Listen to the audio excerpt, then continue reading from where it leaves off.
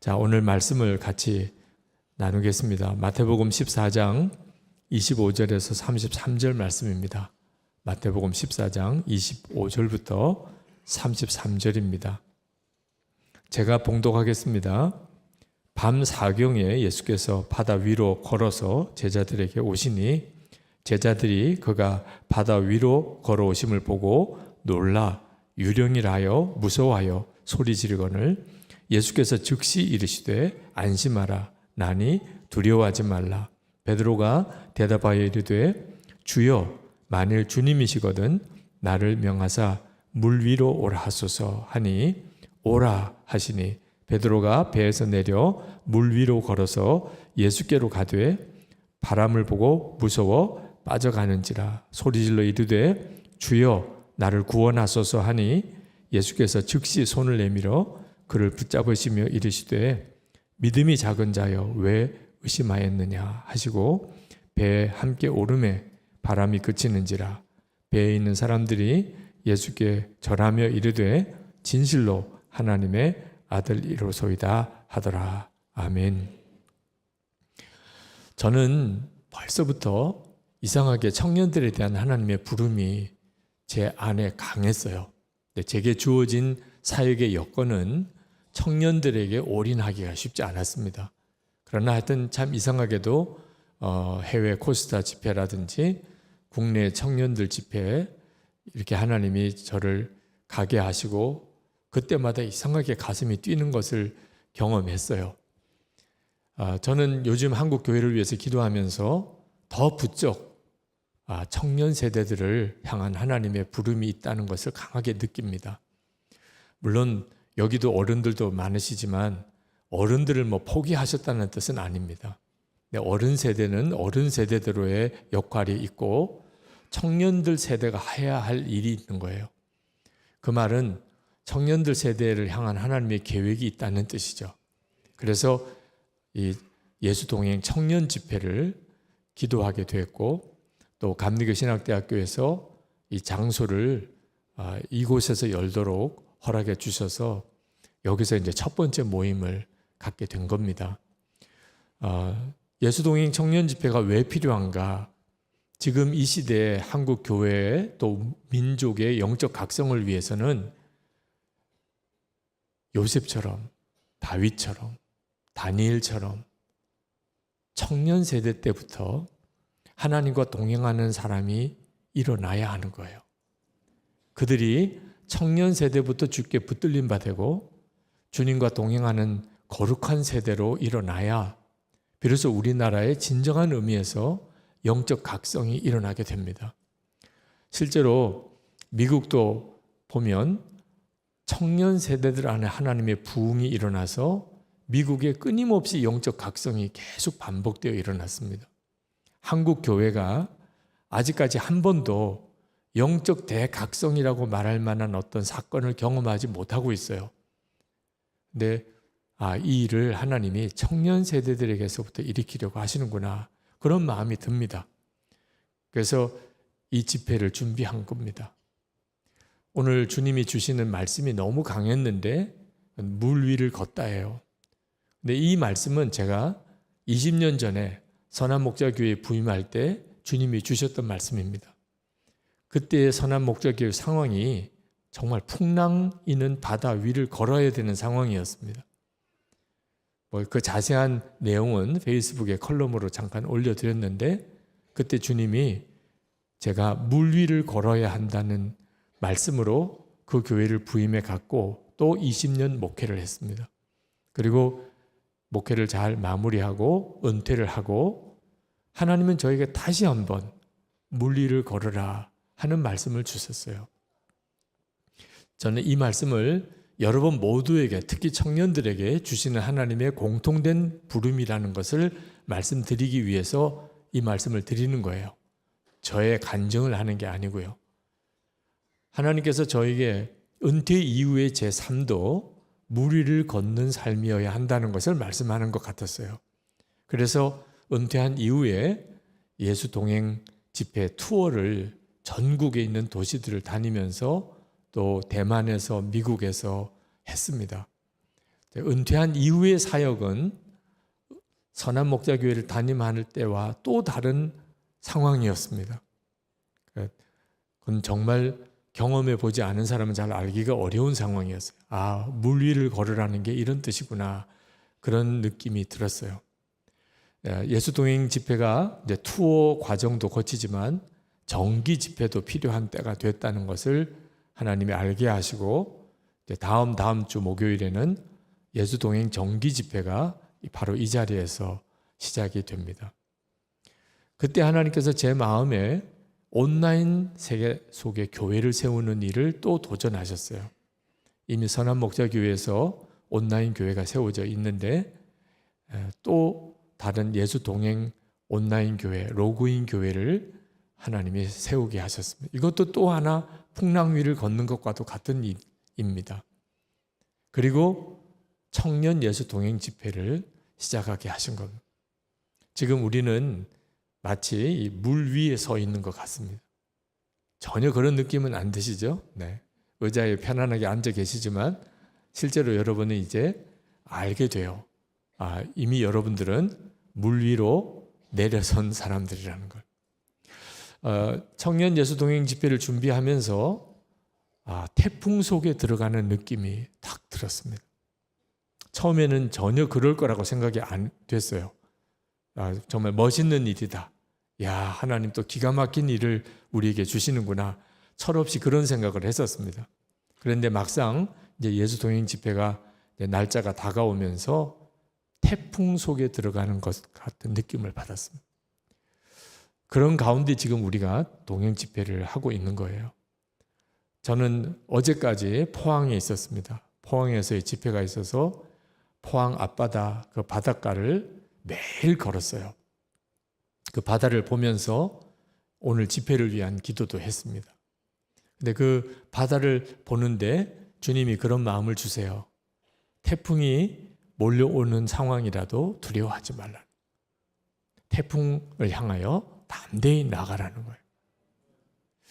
베드로가 그 풍랑이 있는 그 바다, 밤바다에서 주님을 바라보고 물 위를 걸었던 것과 똑같은 심정이 그렇게 느껴져요. 그 앞바다를, 포항 앞바다에서 기도할 때 하나님은 저에게 그렇게 말씀하시는 것 같아요. 이 태풍은 절대로 너를 삼키고 무너뜨리는 게 아니고 훨씬 더 너를 강하게 하고 너를 놀랍게 세울 거라고 그런 말씀을 주세요. 그건 저에게 하신 말씀이 아니고 젊은이들인 여러분들에게 하시는 말씀 같아요. 진짜 사나이라고 하는 TV 예능 프로그램이 있었는데 그때 인상 깊은 장면이 하나 있었어요. 조교가 연예인들이 군에 입대하는 상황을 이제 설정해 놓고 하는 프로그램이었잖아요. 근데 그때 그 교관이 그런 이야기를 하더라고요. 고요한 바다는 훌륭한 사공을 만들 수 없습니다. 저와 조교들은 여러분들에게 거친 파도가 되어드리겠습니다. 표현은 너무 멋있는데 그 상황은 굉장히 살벌한 상황이더라고요. 저와 조교가 여러분들에게 거친 파도가 되어드리겠다. 훌륭한 사공을 만들어준다는 거죠. 근데 꼭 그때 그 장면이 생각이 나요. 지금 우리에게 닥쳐오는 이 거친 파도, 태풍과 같은 이 상황은 절대로 우리를 무너뜨리는 상황이 아니라는 거예요. 예수 그리스도 안에서는 반드시 주님은 말씀하셨어요. 모든 것이 합력하여 선을 이룬다고. 우리를 더 영적으로 강하게 하나님이 기뻐 쓰시는 종으로 우리를 세우는 일이라는 거예요. 지금 우리 한국은 진짜 거친 풍랑이 있는 것 같은 영적인 상황입니다. 한국 교회가 무섭도록 율법주의적인 종교화되어 가고 있어요. 생명이 있는 기독교 신앙이 어느 순간부터 종교가 되어버린 거예요. 이게 얼마나 무서운 일인지는 실제로 우리가 영적인 눈이 뜨이고 나면 비명이 나올 정도의 일입니다. 사도 바울의 바울 서신을 읽어보면 다 그때 교회가 성령으로 시작했다가 율법주의적인 종교로 바뀌는 그 과정을 사도 바울이 정말 뜨겁고 간절한 눈물로 호소하는 생명의 신앙을 회복하라고 하는 메시지들이에요. 그거 다 바울 서신이에요. 근데 지금 우리 상황이 꼭 그와 같습니다. 우리는 모든 죄에서 구원받은 복음을 알아요. 그런데도 여전히 한국교회 성도들은 죄 하나 극복이 안 됩니다. 우리의 복음은 모든 죄에서 이기는 복음이에요. 그런데도 은밀한 죄를 여전히 짓고 살아요. 신앙생활을 겉으로는 열심히 하는 것 같은데 마음의 기쁨과 감사와 사랑이 다 없어요. 이건 정말 무서운 일이에요. 이 흐름을 어떻게 감당할 수 있을까요? 청년 여러분들이 교회 생활에 좌절을 느끼고 실망하는 것을 보아요. 목사로서 너무 미안해요. 청년 세대들이 교회 생활하면서 신앙생활하면서 거기서 상처받고 좌절하고 기독교가 이게 기독교인가? 이게 복음인가? 그런 좌절을 느끼는 모습을 보는 것은 고통스러운 일이에요. 이게 엄청나고 무서운 정말 태풍과 같은 풍랑이에요. 이거 어떻게 하죠? 청년들이 겪는 어려움, 여러분 모두가 사실 실제로 지금 겪고 있는 어려움도 정말 무섭잖아요. 좌절감도 많고 실패에 대한 상처도 있고 용납받지 못하는, 어디에도 용납받지 못하는 것 같은 그런 느낌들, 아무리 애를 써도 안 되는, 뭔가 이렇게 꽉 막힌 것 같던 답답한 상황, 앞길이 전혀 보이지 않는 이런 현실, 가정에서나 또는 학교에서나 교회에서나 계속 관계가 깨어지는 아픔들, 도대체 예수 믿는 게 뭔가? 도대체 나는 예수를 믿는데 왜 나는 이렇게 살아야 되나? 진짜 무서운 풍랑 속에 지금 있는 거예요. 자, 이와 같은 상황에서 주님은 우리를 물 위를 걷게 하시는 믿음이라고 말씀하고 있는 거예요. 그러니까 여러분 이제 힘들다, 어렵다, 괴롭다 이렇게만 말할 문제가 아닌 거예요. 우리를 향한 주님의 부름은 그저 어렵고 힘든 문제들을 해결해 주는 정도가 아닙니다. 그 물 위를 걷게 만들어 주는 거예요. 그 점에 대해서 여러분들이 정말 주님의 인도하심을 놓치지 않으셔야 돼요. 풍랑 위를 걸은 베드로 이야기, 오늘 우리의 삶을 정확하게 진단해 주고 있습니다. 여러분, 항상 여러분들이 바라보는 것이 얼마나 중요한가 하는 걸 말해주고 있어요. 아무리 거친 풍랑이 불어도 주님을 주목하고 바라보면 풍랑 위를 걸어요. 우리가 아무리 은혜 받은 것 같고 귀한 말씀을 듣고 이런 집회를 해도요, 실제로 여러분의 삶이 늘 보고 듣는 것이 세상이고 영상이고 세상 뉴스고 그렇다면 여러분은 영락없이 물속에 빠져들어요. 세상 헤어나올 수가 없어요. 이 풍랑이는 바다를 걸었던 베드로 이야기는 우리에게 우리가 사는 길이 뭔지를 가르쳐 주는 거예요. 아무리 태풍이 부는 것 같은 상황에도 물 위를 걸을 수 있어요. 하나만 분명하면, 계속 주님을 바라보면, 그러면 우리는 정말 기적을 살게 되어 있습니다.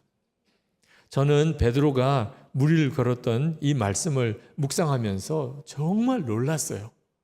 이번에 이 말씀을 준비하면서 정말 너무너무 놀랐어요. 오늘 감신대로 버스를 타고 오면서 하나님 앞에 내내 감사했어요. 만약에 오늘 제가 이 설교를 하지 않았다면 저는 이 말씀을 놓쳤을지 몰라요. 어느 누가 이 말씀을 들려줬을 상황이 있을 수 있겠지만 보장이 없는 거죠. 제가 정말 놀랐던 것은 베드로가 물 위를 걸은 것도 놀라운 일이지만 물 위를 걷다가 다시 물속에 빠져든 거예요. 이 사건 속에 두 가지 뚜렷한 장면의 전환이 나옵니다. 하나는 베드로가 주님을 바라보고 나도 물 위를 걷게 하소서, 나로 하여금 오게 하소서, 정말 주님이시라면 주님이 오라. 그때 그냥 물 위로 뛰어내려서 물 위를 걸어요. 이게 얼마나 놀라운지. 여러분 중에는 아직까지 요 단계도 안 된다고 생각하는 분들이 있으실 거예요. 나는 물 위를 걷는 이런 믿음을 아직도 가져본 적이 없어. 오늘 밤에 그 문제가 완전히 뒤집어져요. 그런데 이 사건의 진짜 중요한 부분이 그 뒷부분이에요. 물 위를 걷던 베드로가 다시 확 두려움에 사로잡혀서 막 바람 소리가 얼마나 거세게 들리는지 순간 두려움이 확 밀려드는데 물속에 싹 빠져든 거예요. 지금 물 위를 걷고 있었다니까. 그 순간이 베드로가 물 위로 내려선 순간이에요. 그리고 실제로 주님을 향하여 물 위를 걷고 있었어요. 지금 기적을 살고 있는 거예요, 지금. 그런데 다시 한순간에 그냥 두려움이 확 마음을 사로잡더니 그만 물속에 싹 빠져드는 이 사건이 오늘 우리 청년 여러분들에게 주시는 주님의 메시지라는 거예요. 여러분, 갑자기 두려움이 이렇게 확 밀려오는, 그래서 물 위를 걷다가 물속에 빠져든 베드로 이야기, 이게 우리 이야기예요. 여러분들은 지금 물 위를 걷고 있는 상황이에요. 나도 물 위를 걸을 수 있을까? 여러분, 그런 생각하면 안 됩니다. 여러분은 이미 물 위를 걷고 있는 사람이라니까요. 그 사실을 정확히 알아야 돼요. 우리는 예수님의 십자가의 구원의 능력을 압니다. 그래서 속죄함을 받았어요. 나 같은 죄인이 예수님 때문에 하나님의 자녀가 되었어요. 그 믿음은 있으십니까? 그럼 여러분 지금 기적 중에 기적의 삶을 살고 있는 거예요. 우리가 수없는 간증이 있지만 지옥 갈 내가 예수님 때문에 하나님 자녀가 되었다. 이보다 더 놀라운 간증은 없는 거예요. 그 말은 실제로 지금 여러분은 물 위를 걷고 있는 기적의 삶을 살고 있는 거예요. 여러분, 예배드리다가 은혜 받아본 적이 있습니까? 자주 있었느냐를 묻지 않아요. 한 번이라도 있었습니까? 그러면 여러분은 좋은 나라의 족속과 방언에서부터 수많은 사람들이 하나님 앞에 모여서 하나님께 뜨겁게 찬양을 올리고 예배하는 그 무리 속에 들어갈 사람이에요. 여러분 안에 진짜 구원의 역사가 없다면, 성령께서 여러분 안에 임하시지 않았다면 예배 드리다가 은혜 받을 수가 없다니까요. 여러분은 이미 엄청난 기적의 삶을 살고 있는 바로 그 사람이에요. 오늘 이 예수 동행 청년 집회에 참석한 것만 가지고도 오늘 여러분이 이 자리에 오신 것, 지금 이 자리에 계신 것, 이 자체가 여러분은 지금 이 세상 가운데서 풍랑이는 이 죄악의 세상 가운데 여러분은 물 위를 지금 걷고 있는 그 사람인 거예요. 베드로 사도가 베드로전서 1장 8절에서 예수를 너희가 보지 못하였으나 사랑하는도다. 이제도 보지 못하나 믿고 말할 수 없는 영광스러운 즐거움으로 기뻐하니. 이 말씀이 여러분에게도 해당이 됩니까? 예수님을 보지 못했잖아요. 주님 보이지 않잖아요. 눈에는, 우리 육신의 눈에는. 그런데 우리는 그 예수님을 믿고 그 예수님을 사랑해요. 그러니까 우리가 좀 전에 그렇게 찬양했잖아요. 주의 이름을 높이고 주의 이름을 높이고 찬양했잖아요.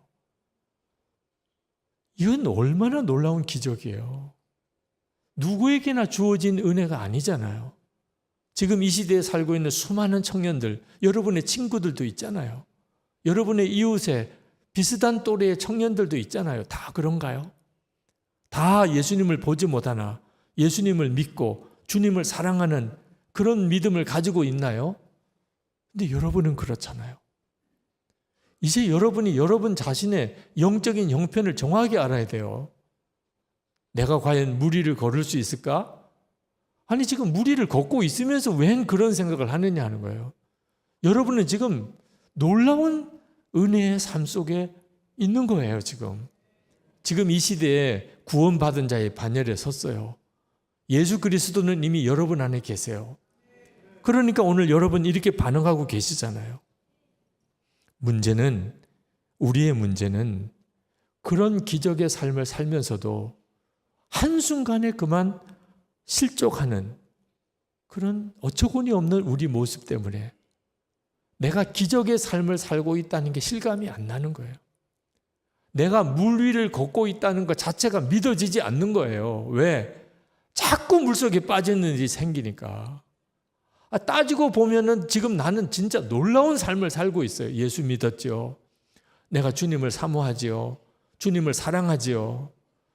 내 마음속에 성령의 근심도 있고 내 마음속에 하나님의 나라에 대한 소원도 있고 찬양을 부르면 벌써 반응 오잖아요. 말씀을 들으면 벌써 반응이 오잖아요. 여러분은 정말 너무나 놀라운 구원의 기적을 실제로 경험하고 있는 사람이에요. 여러분, 물 위를 걷는 거하고 예수님이 마음이 계신 거하고 어떤 게 더 큰 기적이에요? 어떤 게 더 큰 기적이냐고요? 물 위를 걷는 거하고 만왕의 왕이신 예수님을 마음에 모시고 사는 거 어떤 게 더 큰 기적이냐고. 예수님이 여러분 안에 계시다고 믿어지잖아요. 그걸 믿잖아요. 물 위를 걷는 게 그게 큰 대수입니까? 그런 엄청난 기적을 살면서도 나는 기적의 삶을 산다는 느낌이 안 드는 이유는 너무 많이 빠져든 거예요. 속죄의 은혜를 받았으면서. 그러니까 하나님의 자녀가 됐죠. 그런데도 여전히 나는 은밀한 죄에 또 넘어지네. 그렇게 해결받은 죄에 다시 또 무너지네. 그러니까 마음이 확 낙심이 되는 거예요. 내가 구원은 받았나? 이런 생각도 드는 거예요. 조그만 어려움이 생기거나 문제가 일어나면 그만 내 마음속에 두려움과 염려가 확 나를 사로잡아요. 예수를 믿는다는 게 뭔지, 도대체 염려와 근심에서 내가 벗어날 수 있을까? 여러분, 베드로가 물 위를 걷다가 물속에 빠졌잖아요. 그 베드로는 사실 엄청난 기적의 삶을 산 거거든요. 물 위를 걷고 있었어요. 근데 바람 소리 하나에 그냥 확 마음이 무너진 거예요. 확 하고 부는 바람 소리에 확 순간에 두려움이 생기고 내가 지금 뭐 하는 거야? 그러고 보니까 자기가 물 위에 있어요. 쑥 빠져 들어간 거예요. 우리의 삶이 계속 이런 삶의 반복이라는 거예요. 그래서 기적을 살면서도 스스로가 기적인 줄 모르는, 나는 물 위를 걷는다는 상상도 못하고 사는 삶. 그러니까 예수를 믿고 우리가 정말 엄청난 구원의 삶을 살고 있는데도 우리 스스로가 하나님의 놀라우신 능력의 삶을 살 수 있다는 상상도 못하는 거예요. 오늘 이 시간에 하나님께서 우리에게 주시는 도전이에요. 그것은 우리 자신이 지금 얼마나 놀라운 구원의 삶을 하나님의 은혜로 받았나, 그 사실을 기억해야 되고, 내가 순간에 빠져들어가는, 은혜를 받았으면서도 여전히 하나님이 이미 해결해 주신 문제들에 다시 내가 무너져 내려가는 우리 모습을 베드로를 통하여 보라는 거예요. 여러분, 여호수아서에 보면 아간이라고 하는 사람이 나옵니다. 그 아간이 여리고성이 무너졌을 때, 그때 그 여리고성에서 외투 하나, 은 200세겔, 50세겔의 금덩어리 그 숨겼어요.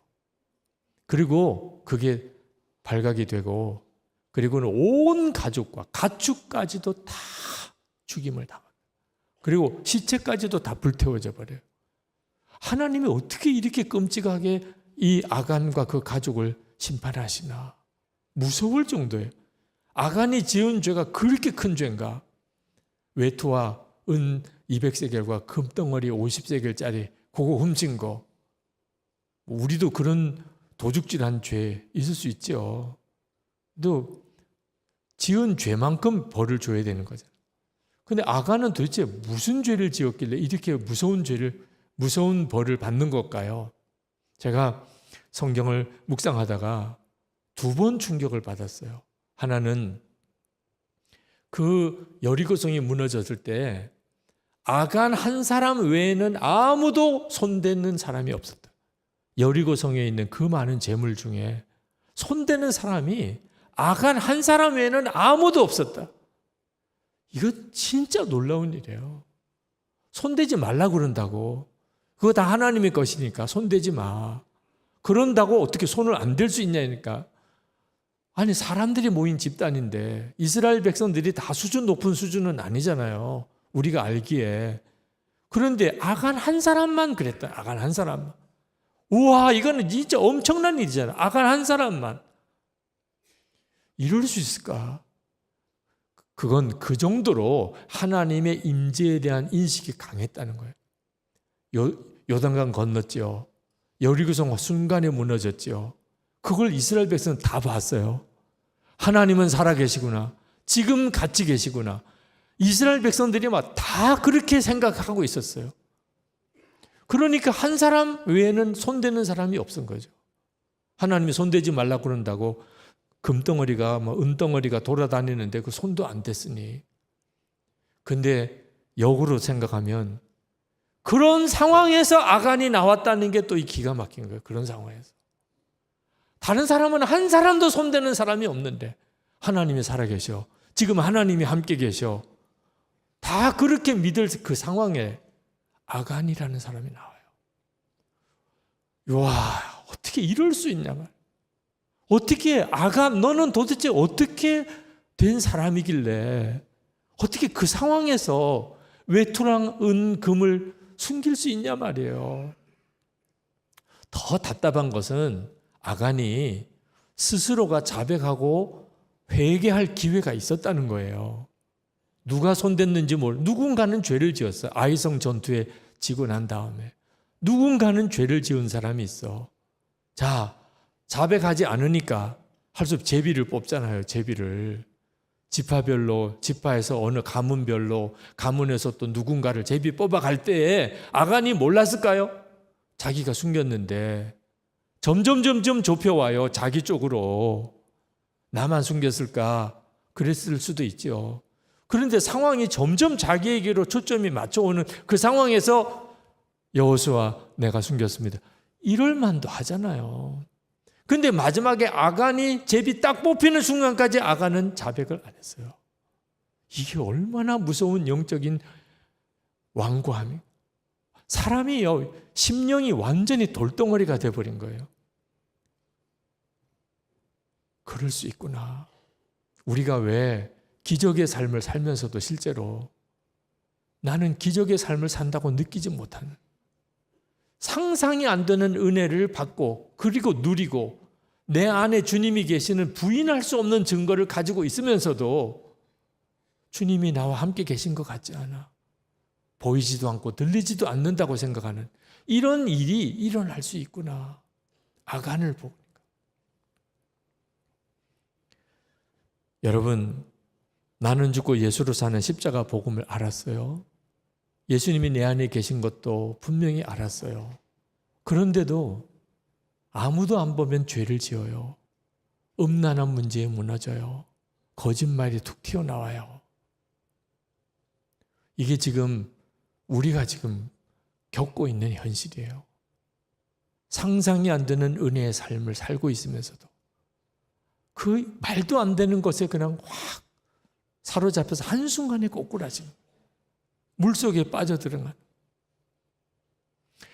아무리 은혜로운 공동체에 있어도 다 주님을 바라보고 다 정말 예수 동행일기를 쓰고 항상 주님을 주목하고 찬양하고 그런 공동체 안에 있다 할지라도 아간 같은 사람, 가룟 유다 같은 사람 나온다는 거예요. 심령이 완고해져 버린, 전혀 영적인 감각이 없는 사람처럼. 이게 두려운 거예요. 여러분, 지금 이 시대의 청년 세대 여러분, 지금 여러분의 문제가 하나님이 역사해 주지 않아서가 아니에요. 은혜는 엄청난 은혜가 부어지는 시대에 살고 있어요. 예수 그리스도 여러분 안에 계신 거 하나로 더 이상의 무슨 은혜를 구할 것도 없잖아요. 그런데도 예수님이 내 안에 계신 게 전혀 느껴지지 않는다니까. 모르겠다니까요. 주님이 진짜 내 안에 계신가? 그러니까 은밀한 죄에 대책 없이 무너져요. 염려 근심에 사로잡혀요. 그냥 짜증, 불평, 원망밖에 안 나와요. 베드로가 물속에 빠져들었을 때 베드로가 다급하게 주님을 부르짖습니다. 주여 나를 건져주소서. 그때 우리 주님은요, 영락없이 베드로를 붙잡아 주셨어요. 그리고 다시 베드로를 일으켜내십니다. 베드로는 아마 그 기억을 평생 잊을 수 없을 거예요. 베드로가 살아가는 동안에 베드로에게도 몇 번 넘어지는 일이 또 있었을 수 있죠.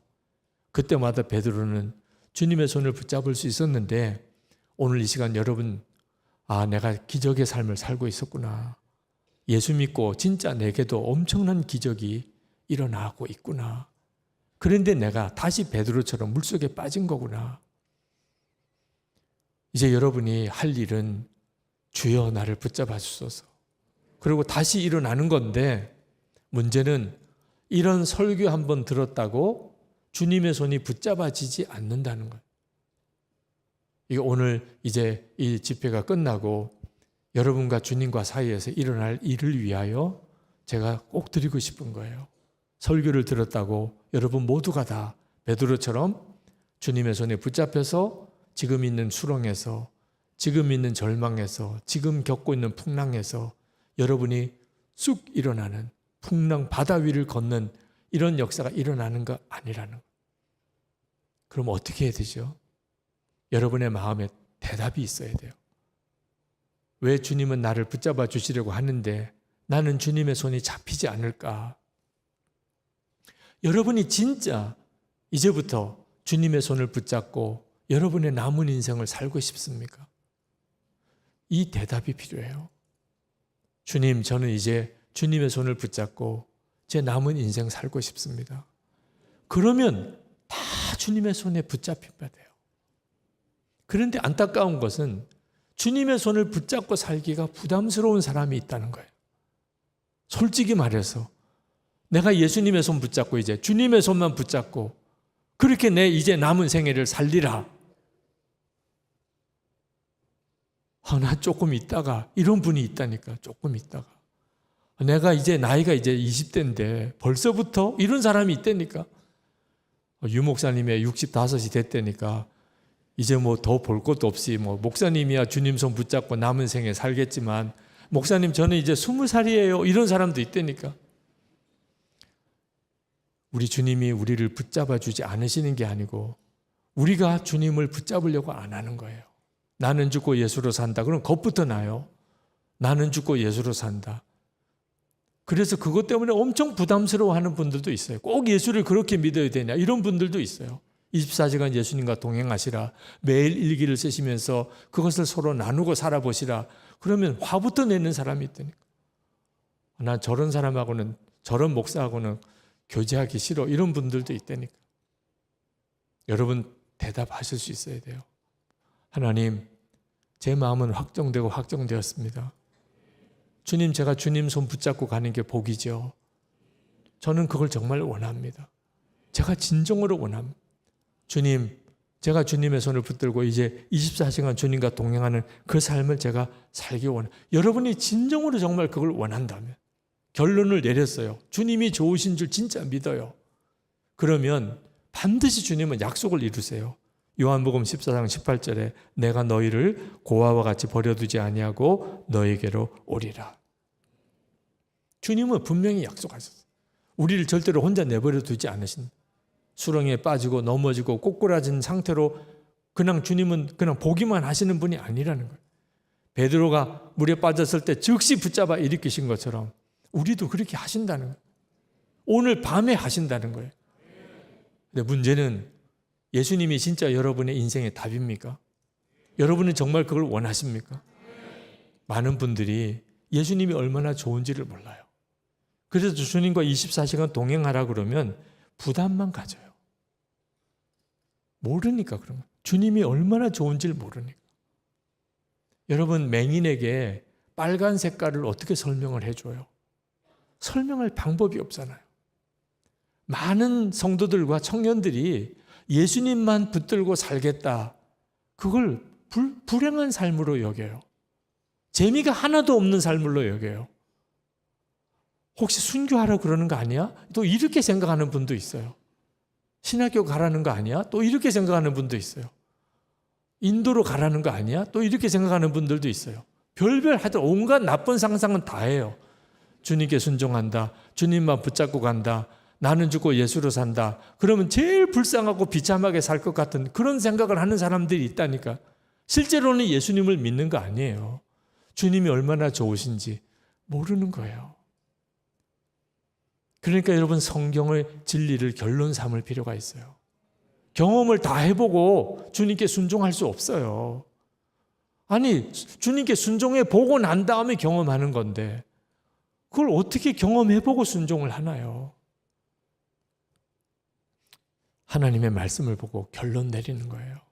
조지 뮬러 목사님이 5만 번 기도 응답받고 수천 명의 고아를 먹여 살린 이유는 사람의 도움을 끊기로 결단했기 때문에, 그때부터 주님의 손이 붙잡아진 거예요. 그리고 기도로 그 엄청난 일을 한 거예요. 제가 대학원 마지막 학기를 남겨두고 석사 학위를 하나님께 바치는 그런 결단을 하셨을 때 그 과정은 진짜 저에게는 어려운 일이었어요. 그러나 일단 한번 결론 내렸습니다. 주님, 석사 학위를 이제 하나님께 바칩니다. 저는 대학원 졸업도 못했어요. 저는 정식 석사 학위도 없어요. 그러고 이제 목회를 해야 되는 거예요. 그러니까 예수님이 저절로 붙잡혀져요. 붙잡을까 말까 그게 없어요. 저는 사실 대학원도 졸업 못한 목사예요. 석사 학위도 없는 목사예요. 제가 어디서 무엇을 어떻게 목회를 할 수 있어요? 여러분이 진짜 의지하고 은근히 붙잡고 있었던 것 정말 딱 내려놓고 그리고 주님을 바라보면 예수님을 붙잡는 게 어떤 느낌인가가 확 느껴져요. 여러분이 진짜 그렇게 하기를 원한다면 주님은 오늘 여러분을 붙드세요. 여러분의 인생의 남은 인생은 이제 주님과 여러분 사이에 동행하는 인생이에요. 한 사모님이 예수 동행 일기를 3년째 쓰고 있다가 좌절이 왔어요. 남편 목사님과 관계, 아이들, 자녀들과의 관계 너무너무 힘들어요. 부부싸움은 너무 작고 애들한테 늘 화를 내고 사모님 스스로가 좌절감을 느껴지는 거예요. 그래서 그 사모님이 저에게 고백을 하시더라고요. 목사님, 동일기 언제쯤 쓰면 언제쯤 제가 변화될 수 있을까요? 제가 그 사모님이 가지고 있는 심정을 충분히 이해하겠더라고요. 동일기를 언제쯤 이렇게 계속 쓰다 보면 제가 바꿀 수 있을까요? 제가 그 사모님에게는 좀 모진 이야기일지 모르시겠지만 대답을 드렸어요. 사모님, 동일기를 평생 써도 사모님 성질 안 바뀝니다. 동일기 오래 쓴다고 성질 바뀌는 거 아니에요. 여러분도 여러분 성질은 안 바뀌어요. 예수 동행한다고 바뀌는 거 아니에요. 그런데 동일기를 쓰면 하나, 주님이 함께 계시는 게 점점 더 분명히 믿어져요.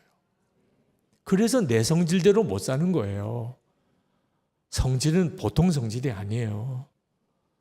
제 성질도 보통 성질이 아니에요. 제 아내가 알고 우리 딸들이 알아요. 그런데 한 가지, 제 성질대로 못 사는 것뿐이에요. 주님이 함께 계시는 게 점점 분명히 믿어지니까. 그래서 사람이 바뀌었다고 표현하는 거예요. 우리 인생도 마찬가지예요. 우리가 예수를 믿어도 우리의 죄성은 육신의 죽음이 오기까지는 여전히 우리 속에 역사예요. 혈기도 역사예요. 정욕도 역사예요. 음란함도 역사예요. 그렇지만 주님을 바라보게 되면 혈기대로 못 살고 정욕대로 못 살고 음란함대로 못 사는 거예요. 그게 우리를 바꾸는 거예요. 완전히 새 삶을 살아가는 경험은 내가 언제쯤 바뀔까가 아닙니다. 여러분이 그것 때문에 고민한다면 이제 그 고민 안 해도 돼요. 왜? 안 바뀌니까. 여러분은 그 모습 그대로예요. 그래서 아무리 훌륭해도 교만할 수가 없어요. 나는 형편없는 존재니까. 단 하나, 주님 함께 계시는 게 믿어져서 내 성질대로 못 살고 있는 것뿐이에요. 여러분, 오늘 우리에게 필요한 것은 받을 은혜가 아니고 이미 받은 은혜. 그러니 얼마나 좋아요. 오늘 특별한 은혜를 새로 받아야 된다면 받을지 안 받을지도 모르잖아요. 그죠? 주님이 오늘 역사하실지 안 하실지도 모르요. 근데 지금 우리에게 필요한 것은 이미 받은 은혜를 붙잡는 거예요. 주님은 우리 안에 오셨어요. 우리의 죄는 십자가에서 해결받았어요. 우리는 하나님의 자녀되는 권세를 얻었어요. 우리는 이미 성령의 인도함을 받고 있어요. 와, 이거 얼마나 놀라워요. 이 세상 가운데 우리는 이미 풍랑 위를 걷고 있는 거라니까. 하나 우리에게 지금 필요한 것은 이제는 진짜 주님 붙잡고 다시는 이렇게 물에 빠졌다가 일어났다가 이렇게 반복하고 싶지 않습니다. 이제는 제가 풍랑 위를 당당히 걸어가는, 무슨 일이 있어도 주님 주목하는 그 삶을 살겠습니다.